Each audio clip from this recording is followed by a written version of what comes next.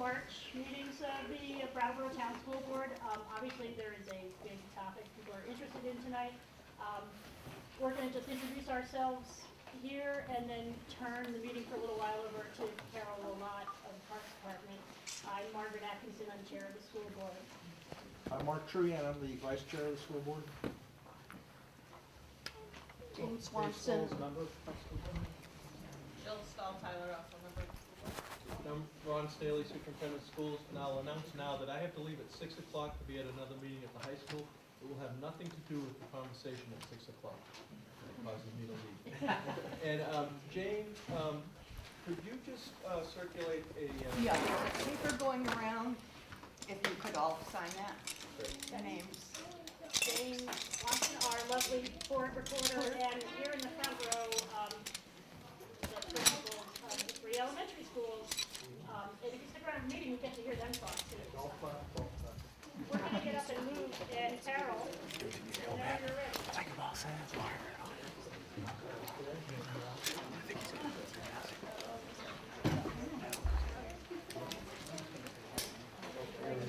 Good evening. Certainly you're not here to talk to me tonight and see what I have to say. My name is Crowell Lot. I'm the Recreation Parks Director for the town of Brattleboro. What we have before you this evening is I want to turn the show over to our design firm, ASD Stantec. We have Mike McIntyre, who's the principal of that organization, who's going to walk you through the process that BASIC and the Recreation and Parks Department went through to get us at this point with the design for the Crowell Lot for the skate park. So I'm not the expert here. I'm going to turn it over to the expert, and I'm going to help him set up some of this stuff behind me.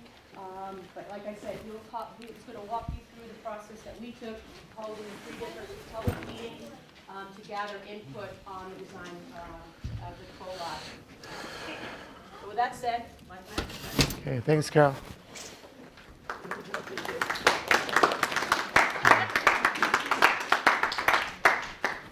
Sure.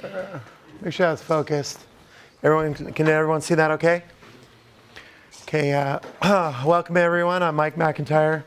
I'm going to give a brief overview of the process that went through with working with BASIC and the town.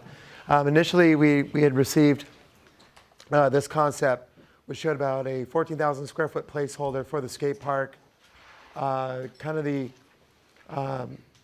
limit of work line, offsets for trees, and some of the design intent for the project. I apologize if I lost my voice. Ironically, it happened right before I'm presenting. With that, I'm going to go over here. That way I'm not turning my back to everybody. Initially, one of the first studies we looked at is off of the existing layout. We're kind of looking at the pedestrian circulation, sight lines into the park, and really breaking down the anatomy of this park. What's going to be more flat, urban, wheel-friendly environments with a lot of low elements into the front of the area, with kind of the bowl areas. And this initial diagram kind of showed from the first public meeting what we kind of defined as the skate plaza or wheel-friendly plaza area, which might mimic more of a downtown urban area, not a bunch of modular ramps or bowls. And then towards the back, you might have more of the bowl areas. But on the front end, it might be a little bit more of an urban plaza feel to it. So with that, in the first meeting, we came up with a couple concepts that were not really the design, but they were used for a reaction. So everybody could tell us what they like, what they don't like, what's fitting, what's not, what needs to be set back, et cetera. So kind of inspired in that initial concept, we had a point of connection for a pedestrian pathway through here. This was more of an artistic plaza with a couple rain garden areas to collect the water. Then we put the bowls towards the back. Then we came up with another concept that was a little bit more broken out with the flow area towards the back. And from that first meeting, we talked about the elements that we liked and didn't like with the skate park committee. And then started refining things a little bit more. People were talking about adding some seating, maybe adding pedestrian pathways around the backside. And then other discussions came in. Well, what about the rest of the park? Where's the playground going to go? Where's What about pathways, connections, sight lines? What about all these other issues? Even though it wasn't in our scope, we thought it was really important to address and kind of look at this whole park as a connecting network and a system. So it kind of evolved to this more of a refined concept from the end users, the skaters, what they liked in terms of features. And then it transcended into, well, what would this look like kind of outside our scope if the playground area is relocated, swing set, there's the existing basketball court, and then maybe there could be eventually, which is not in our scope, but a suggestive idea to the school board that maybe someday there could be a pathway with some exercise and fitness stations, you know, through the space. Then we kind of looked at the circulation studies for there and then the size of this skate park, which is slowly became more of a park you could skate in and not something that was so much of a skate park. Then we started looking at some of the existing tree root zones, offset zones. Then we started getting pretty close to some of the existing trees and decided that we need to look at reconfiguring the park. But before we did that, we wanted to start to create some more 3D images of what this park might look like from the point of entry, looking through where there's a lot of more low-profile elements with the bowls set in the background. And these are more diagrammatic images for the skateboarders and bikers and those that wanted to utilize the facility to really get into the elements, the features, and some of the unique ideas we had for drainage for the bioswales. So this was looking at a plan. And yeah, we had some issues where the seating area probably wasn't the best location as we started to get close to some spruce trees. Then we started to reconfigure the park more. And this is from our January meeting. Then we started to look at, well, what if we brought the park back where initially it was connecting through here to the sidewalk, taking out a couple trees, let's keep those, and kind of bottleneck the design and make it a little bit more narrow, get a little more offsets, and then kind of define a little bit more where the drainage areas were going to go and the planter areas on the inside of the park. Then we started to put a little bit more contextual to some of the existing trees. This is by no means, you know, the playground or whatever. It was just, I think, one of the initial plans of where the future playground was going to go. One of the questions came up is, what was the existing footprint versus what is the new footprint? The red zone represents the previous concept around 14,000 square feet. So you can see this was the initial footprint that was laid out on the park. Then a little bit of the blue. I apologize if it's a little bit hard to see how this kind of cuts through here. Can everybody kind of see the little bit of the differential and this is the new park right here. So this was kind of the new cutout area. So we didn't, so we have to take out a few chunks. So we're around 11,000 if you cut out some of the landscape areas, less than 11,000 square feet for the new footprint. Then we started looking at, you know, across the street, keeping those. These were the trees that we were inhibiting on the earlier designs.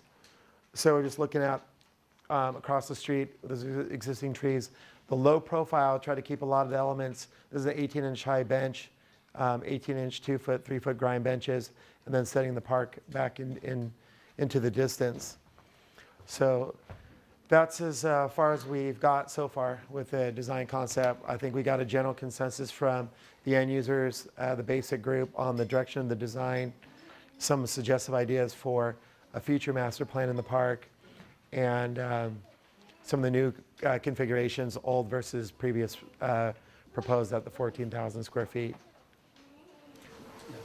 So let me just say thank you for coming and for listening to each other and for putting your time and passion into this project. You know, I hope there are many other things in town that I personally wish had this kind of attention, and so thanks. It's a messy process, group work, but it's what we have. So, is there a motion? I have a motion. I move that the Brattleboro Town School Board approve the skate park design as presented with further discussion and approval related to the relocation of the play structure, the landscaping, the portions that have not been addressed. So, I'll second So the, ready to. Jean's gonna read it back. do what Jane wrote down. See what Jane wrote down. Jane keeps us out of trouble. Without her, we'd be. Oh, great. Okay, the Brattleboro Town School Board approves the skate park design as presented with further discussion and approval related to the relocation of the play structure and landscaping. I would say relocation and design of the plate structure, just to make it clear that it's a all-encompassing thing. And I would say that, you know, the idea of people getting together and looking at the broad swath of park, and ways that this project and others can be integrated in a way that's positive for the neighborhood. I think the board, I don't know, I would strongly support that effort and would hope that we could work with the select board and the parks to have something like that happen. Is there any other discussion? Throwing some free sand Mark in the road, Trunian but- seconded the motion. The, All those in, the only other discussion point is I've been moved by all of what I've heard at all the different meetings. And I fully agree and I enjoyed reading your comments before the select board meeting, because that's been my concern about this, that obviously people feel very strongly and have not been, felt that the process has been inclusive. And I've also wondered myself personally, is this the exact right spot? But I was hopeful, and I heard some of that coming out of this, that we can draw together as a town now and move forward with this and make the best of the decision that's going forward. It has gone through an expensive process. Personally, I thought it was a dumb idea to put in a parking garage and a dumb idea to have that rotary. And I drive on a dumb rotary all the time and I love it. And I park in the stupid parking garage and I love it. So I'm convinced that I don't know the right thing anymore for this town. And that we have to, that's why I'm saying it. and So we Charlie have was to yesterday, try. folks, so, you know. We have to trust the process and that a lot of people have looked at it. So I'm hopeful that some of this was good for tonight. And I just want to encourage all the people that are looking forward to building this park to do everything you possibly can to talk with these other people and understand their concerns. Your fundraising will be much easier if you don't have such significant opposition. Well, I was gonna say, you know, when people still desire some type of confrontational issue, run for public office. Find out how, you know. All kinds of places to vent that.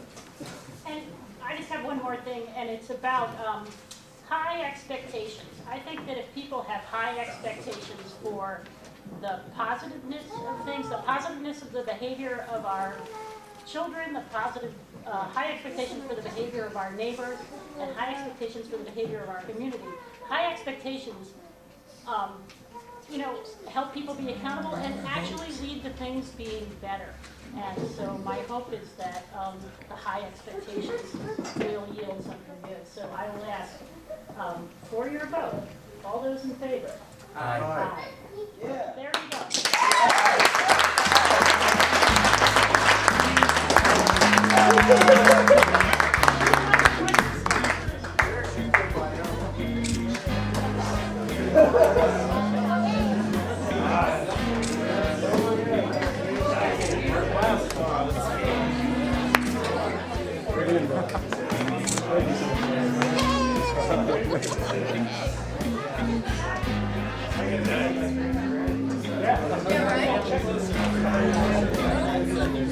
Little kid, actually.